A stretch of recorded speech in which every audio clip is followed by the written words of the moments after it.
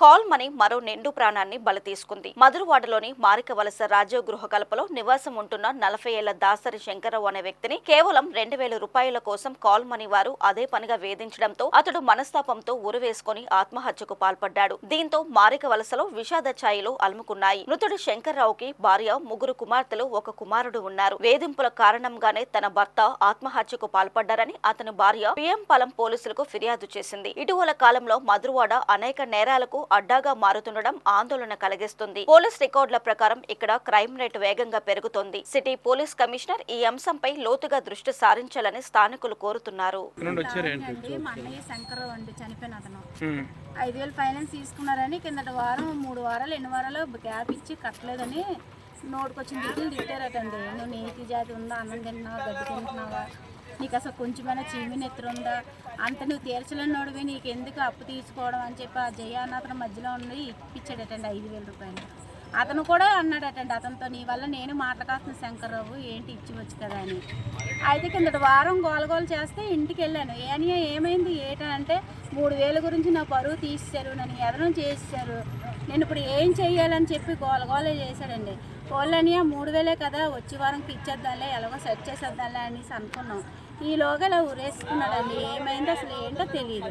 ఈ finance problem వల్ల చనిపోయాడండి. ఈ 5,000 రూపాయలు బై క్యాష్ తీసుకున్నారా లేదంటే ఆన్లైన్ ట్రాన్సాక్షన్? లేదండి, క్యాష్ ఇస్తాడు. ఆ ఫైనాన్స్ అతను ఎప్పుడు క్యాష్ ఇస్తాడు. ఫోన్ పే చేయగా అంటే చేయడండి, చేతికి క్యాష్ ఇస్తాడు. కావాలంటే అతను ఇచ్చిన బుక్ కూడా ఉంది, ఫైనాన్స్ బుక్ ఉంది. వచ్చే బుధవారం నువ్వు కానీ ఇవ్వకపోతే నువ్వు నీతి జాతి ఉన్నవాడువేనా, నీకు చీమినెత్తురు ఉందా, వచ్చే బుధవారం కల్లా అప్పు తీర్చి నువ్వు ఏదైనా చెయ్యి, నీ అది పిల్లలు వెళ్తున్నారు కదా పనులకి, ఆ జీతం డబ్బులు ఏం చేస్తున్నావు అని కూడా అన్నారటండి.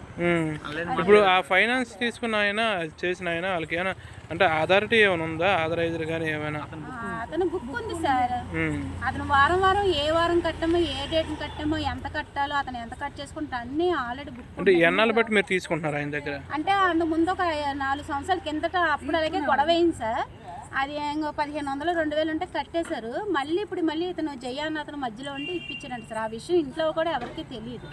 అతను తిట్టినప్పుడు ఆ ఎదురుగుంట బ్లాక్ అతను నాకు చెప్పాడు, అని ఎందుకు మా అన్నయ్య ఇలాగ అయిపోతున్నారని అంటే ఆ బుజ్జిగారు అన్న అతను మాకు చెప్పారు, మీ అన్నయ్య ఇలాగ మధ్యలో ఉండి జయ అన్న అతను 5,000 ఇప్పించారండి. నేను చాలా నీచంగా తిట్టాడు అతను, అందువల్ల ఇప్పుడు మీ అన్నయ్య ఇలాగ అయిపోతున్నాడు. ఇప్పుడు ఆయన మీ బ్రదర్ ఏం చేస్తారమ్మా? ఆయన వృత్తి ఏంటి? పని చేస్తాడండి. సొంత ఊరు? సొంత ఇదేనండి, ఇక్కడే పుట్టారు, ఇక్కడే పెరిగారు. కాకపోతే మన కొత్త రోడ్ దగ్గర ఉండేవారు అండి, ఓల్డ్ పోస్ట్ ఆఫీస్. అక్కడ నుంచి ఇక్కడికి వస్తారండి.